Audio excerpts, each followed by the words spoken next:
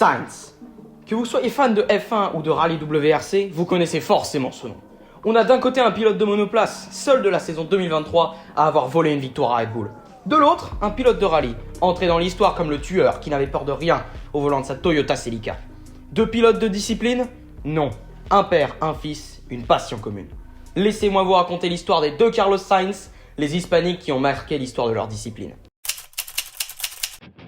Carlos Sainz Senior naît en 1962 et ne commence à se passionner d'automobile que dans sa vingtaine, où il commence à courir dans le championnat d'Espagne sur sa petite Renault 5 Groupe B. Il commence à devenir très bon et gagne ce championnat en 87 et en 88 sur une Ford, son sponsor depuis 87. C'est en 87 justement qu'il commence à participer au championnat mondial pour tâter le terrain. Plusieurs bons résultats encore soit à Sanremo, mais à l'époque rien de bien transcendant.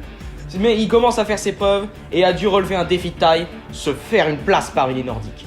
A l'époque, la discipline était dominée par les Finlandais ou les Suédois Vatanen, Toivonen, Mikkola, Mäkinen, Salonen, Blomqvist ou encore Kankkunen.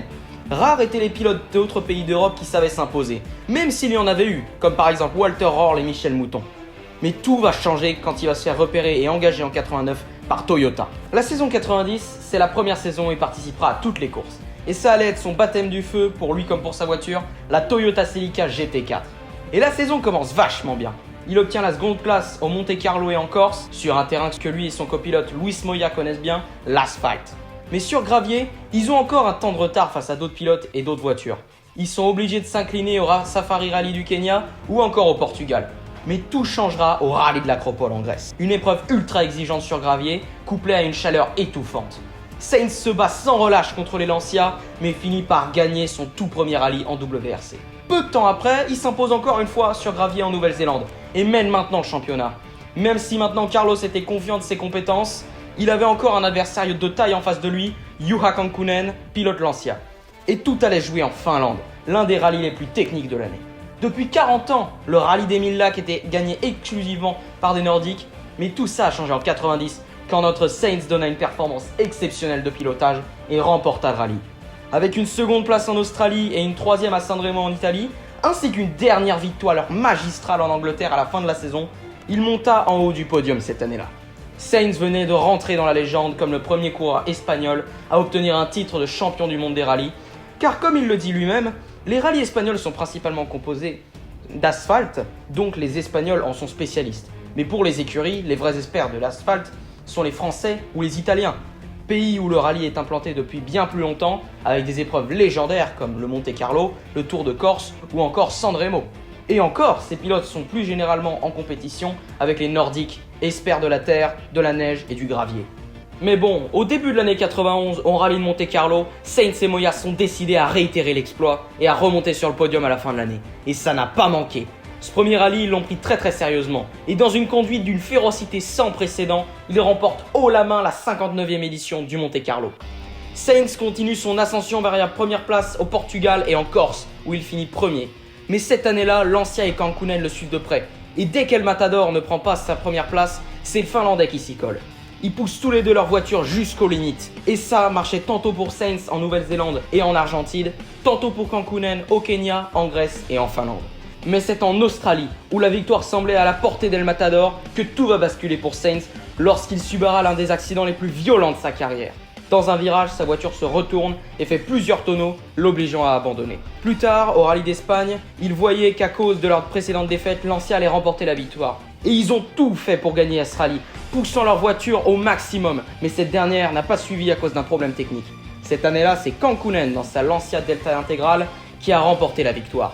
Sainz finissant deuxième. C'est en soi une belle performance, mais Sainz et Moya sont tous les deux très déçus par cette année à cause de beaucoup d'erreurs qu'ils auraient pu ne pas commettre. Mais Carlos n'était pas du genre à regretter ses erreurs, et il revient en 92 plus déter que jamais à gagner cette année. Nouvelle année, nouvelle voiture. Le modèle Celica GT4 est remplacé par la Turbo 4-Wheel Drive, prête à aller danser sur les spéciales. Et les premiers résultats semblent plutôt bons. Deuxième place au Monte Carlo, troisième au Portugal.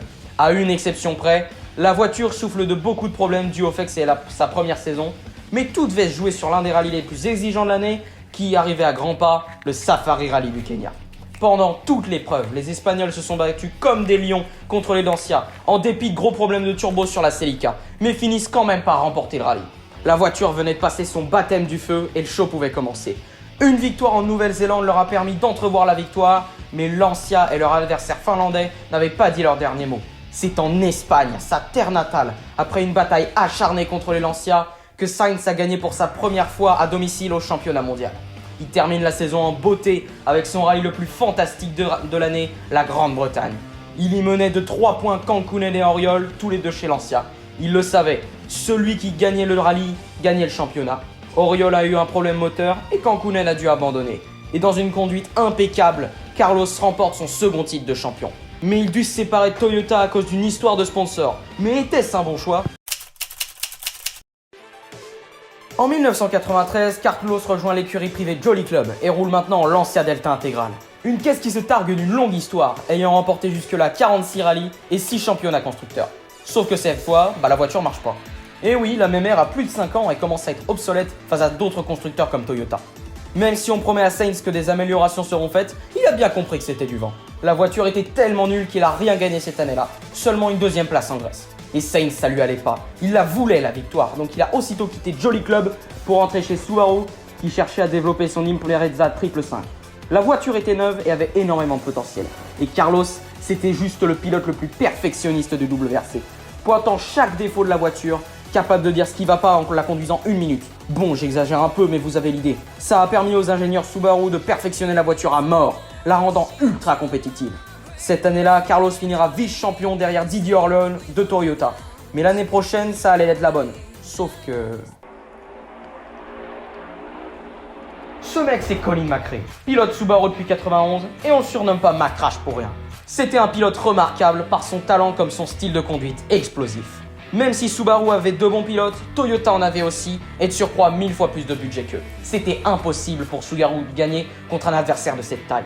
Mais en 95, la réglementation du WRC a changé, limitant la puissance à 3 chevaux par une bride au turbo. Mais la bride Toyota marchait mal, et elle faisait l'inverse, elle leur rajoutait de la puissance. Même les juges, quand ils l'ont découvert, ont admis que c'était du bon boulot, mais le résultat était le même, la disqualification de Toyota. Avec le roi de la compétition hors jeu, Subaru entrevoyait enfin une victoire au championnat avec Sainz. Mais McRae n'avait pas dit son dernier mot. Pendant tout le début de la saison, c'était Sainz qui dominait, mais un accident de VTT l'a invalidé pendant plusieurs courses, laissant à McRae l'occasion de rattraper son retard. Tout a décidé au championnat d'Espagne, sur la terre natale de Carlos. David Richards, directeur de l'écurie Subaru et ancien copilote d'Ari Vatanen, donna le plan pour le reste du rallye avant une spéciale. Celui qui finira premier sur la spéciale finira premier au rallye et premier à la fin de la saison, un point c'est tout. Les deux se battront comme des lions sur les routes espagnoles, mais à l'issue de la spéciale, c'est Sainz qui est en tête. Mais McRae, c'était une sacrée tête de mule. Il considère injuste qu'on l'empêche de gagner, alors il va tout donner. Virage par virage, il rattrape son retard dans le plus grand des styles et finit par être devant Sainz. Il aurait dû gagner le rallye, mais Subaru s'arrange pour lui mettre une pénalité d'1 minute pour donner la victoire à Sainz. Pour l'Écossais, c'est la goutte qui fait déborder le vase. Il se jure d'écraser son adversaire au prochain et dernier rallye de la saison, le RAC d'Angleterre, là où il a fait ses armes.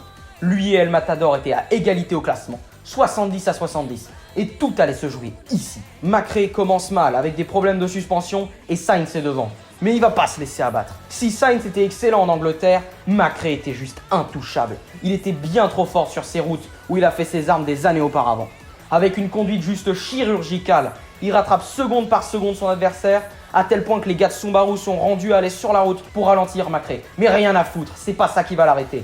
Et là, c'est le coup de grâce. Sainz endommage son radiateur, ce qui le ralentit assez pour que McCrash le rattrape et gagne le rallye. Cette année-là, McRae est sacré champion du monde et Sainz vice-champion. Ils ont permis à l'équipe de Subaru d'obtenir son premier titre de constructeur. Mais Sainz en avait un peu marre de McRae, et donc il a quitté Subaru pour retourner chez Ford. Sauf que cette fois, la voiture est pas incroyable et il gagne plus autant qu'avant. Sur les sessions de 96-97, il gagnera 3 fois, 2 fois en Indonésie et 1 fois en Grèce. Ça lui donne une 3e place au classement à chaque fois, mais c'est pas transcendant pour un pilote de son calibre. Il reviendra ensuite encore une fois chez Toyota avec Didier Orleans sur la Corolla et WRC. Ça avait tout pour être un comeback magistral. Une victoire au premier rallye de la saison, le Monte Carlo. Puis une victoire en Nouvelle-Zélande de plus tard dans la saison. Mais les autres écuries avaient depuis comblé leur retard et Toyota ne dominait plus depuis longtemps. Des écuries comme Mitsubishi avaient des voitures extrêmement performantes avec des pilotes aujourd'hui légendaires. Je parle bien sûr de Tommi Mäkinen chez Mitsubishi. C'est lui qui a gagné cette année-là, laissant Sainz encore une fois vice-champion. L'année suivante, il ne gagna pas et rejoint pour la 3e fois Ford en 2000. À part quelques victoires isolées à Chypre en 2000 ou en Argentine en 2002, il ne réitère pas les résultats exceptionnels du début de sa carrière. Son dernier contrat en WRC sera avec Citroën, où il retrouvera son ancien collègue de Subaru Macrae et un jeune pilote prometteur, Sébastien Loeb. Oui, je parle bien du mec aujourd'hui le plus titré du WRC. Ça avait tout d'une Dream Team, en théorie. Une victoire en Turquie en 2003, une autre en Argentine en 2004. Carlos a clairement perdu depuis les années 90 et son style est complètement dépassé.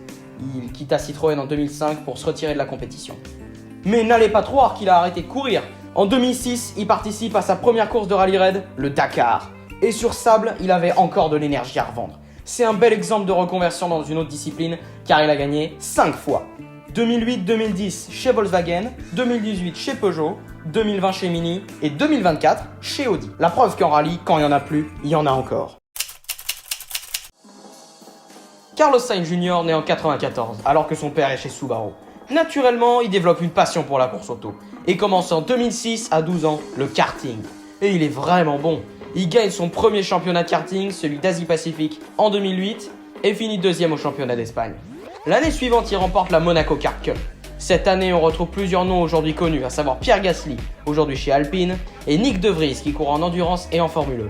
Dans une démonstration de conduite remarquable à bord de son car bleu numéro 5, Sainz met 6 secondes à tous ses adversaires et gagne la course. Et ça lui ouvre les portes en 2010 de la Formule BMW, où il fera ses armes sur un engin qui ressemble à une F1. Et notre Carlos y tient de son père, c'est un pilote né. 2 victoires cette année, c'est incroyable pour un rookie. Il défonce tout en 2011 en Formule Renault, 10 victoires sur les 20 qu'il a couru, aux Pays-Bas jusqu'en Allemagne. Il l'a eu sa coupe en gagnant cette année, mais ça lui suffisait pas. Il avait faim de victoire, le petit gars. Il s'engage en F3 au championnat de Grande-Bretagne l'année suivante, mais même en gagnant 5 courses, il finit 6ème. C'est pas grave, ça arrive à tout le monde. On peut pas juste être bon tout le temps, sauf si on s'appelle Max Verstappen bien sûr. Il lâche rien notre espagnol, il la veut sa place en F1. Il passe en 2013 sa super licence avec Red Bull, son sponsor depuis qu'il court en monoplace. Et il réitère son exploit de 2011 en 2014, toujours en Formule Renault, cette fois dans une plus grosse catégorie. Là, il est prêt pour rentrer en F1, ça fait des années qu'il attend ça. Et Red Bull va lui donner sa chance chez Toro Rosso. Carlos entre en Formule 1 en 2015 chez Toro Rosso, une écurie secondaire Red Bull, aujourd'hui appelée AlphaTauri ou plus récemment Racing Bulls. Pour les cancres au fond de la classe qui n'écoutent pas, la F1 c'est ça. Un championnat dans des monoplaces surpuissantes, le summum de la technologie automobile. C'est 20 pilotes, les meilleurs parmi les meilleurs, qui courent dans les grands prix pour faire course GP aux 4 coins du monde, du Mexique jusqu'au Japon, en passant par Monaco et la Belgique.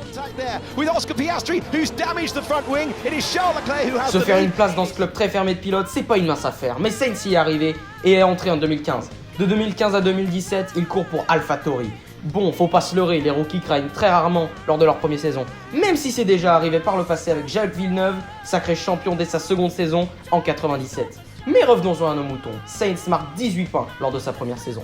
C'est déjà mieux que plein de rookies comme Sargent ou Russell. Mais bon, il persévère et là, d'année en année, il marque de plus en plus de points. 48 en 2016, 54 en 2017. Avec une fin de saison qu'il passe chez Renault. Il change d'écurie en 2018 pour aller chez Renault justement, mais quitte l'année d'après pour aller chez McLaren. C'est l'écurie où il a commencé à être vraiment bon. Il passe de 53 points en 2018 à 96 en 2019, sécurisant une 6ème place au classement. C'est cette année qu'il signe son premier podium en F1 au Brésil, pas très loin derrière Gasly dont on a parlé plus tôt. L'année suivante, il remonte sur le podium à Monza, une course où il s'est férocement battu contre la Toro Rosso de Gasly, terminant seulement 4 dixièmes de seconde derrière lui. C'est aussi lorsqu'il était chez McLaren qu'il décida de devenir un mème. Tom, do you know what that was? That was a smooth operator.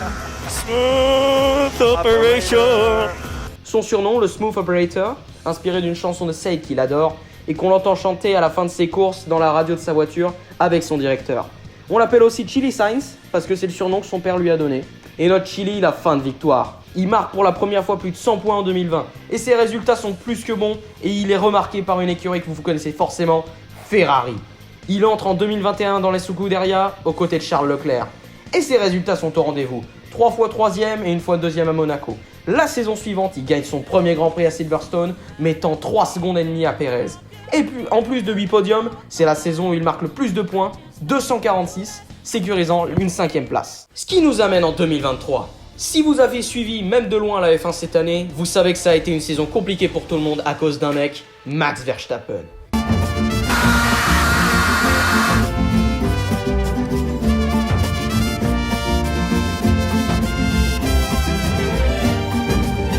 Sur les 22 Grands Prix, il n'en perda que 3. Il gagne tout le temps pour 2 raisons. C'est un excellent pilote d'une, mais surtout la Red Bull qui conduit est juste imbattable. Elle surclasse de loin toutes les autres, si bien que Verstappen a souvent plus de 20 secondes d'avance. Et quand c'est pas Verstappen, c'est Perez qui s'y colle, sauf sur une course, Singapour. La Red Bull est performante sur circuit, avec une piste parfaitement plate, où la voiture peut être proche du sol sans problème. Mais en circuit bas, il y a des bosses. Et là, Red Bull est obligé d'être remontée. La Ferrari, cependant, n'a pas besoin d'être collée au sol pour performer, et avec Red Bull affaibli, Ferrari pouvait enfin envisager une victoire. Mais faut pas oublier qu'ils sont pas seuls. Mercedes, McLaren et Aston Martin la veulent aussi cette victoire. Mais coup de chance pour Ferrari, c'est à ce moment de l'année que Carlos Sainz est au top de sa conduite. Il fait le meilleur temps en qualif et signe la pole, devant George Russell de Mercedes, puis Leclerc, suivi de son ami et ex-coéquipier de McLaren Norris et Hamilton, le pilote le plus titré de la saison. You know what? This is my first smooth operation in Ferrari. Smooth operator. Mais avec ses très bons résultats cette année, il ne finira que 7ème au classement général avec pile de 100 points. Quant à la saison 2024, elle commence bien, avec une 3ème place à Bahreïn et une impadicite à Jeddah. Bon, ça, moins cool, mais vous avez compris. Sainz est un pilote qui a encore beaucoup d'avenir dans la compétition et qui a pas dit son dernier mot. Mais maintenant, vous les connaissez. 2 pilotes au palmarès juste exceptionnels, parmi les meilleurs de leur catégorie.